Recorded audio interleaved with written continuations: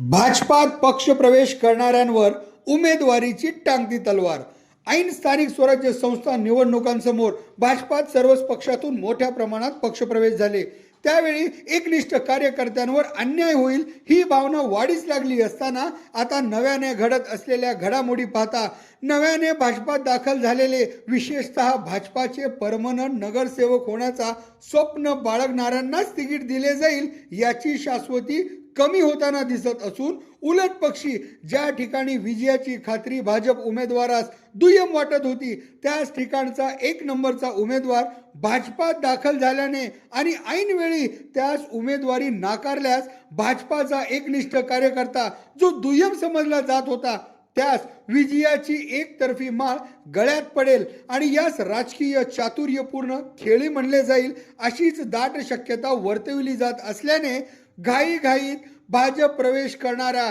या माजी आणि भावी नगरसेवक समजल्या जाणाऱ्यांवर उमेदवारीची टांगती तलवार लटकल्याचे दिसत आहे. भाजप हा कार्यकर्त्यांचा पक्ष समजला जातो, त्यामुळे एकनिष्ठ कार्यकर्त्यांना न्याय मिळवून देण्यासाठी भाजपाने केलेली ही राजकीय खेळी यशस्वी होते का आयारामांसमोर लोटांगण घालत एकनिष्ठ कार्यकर्त्यांचा बळी दिला जातो हे पाहणे गरजेचे ठरेल.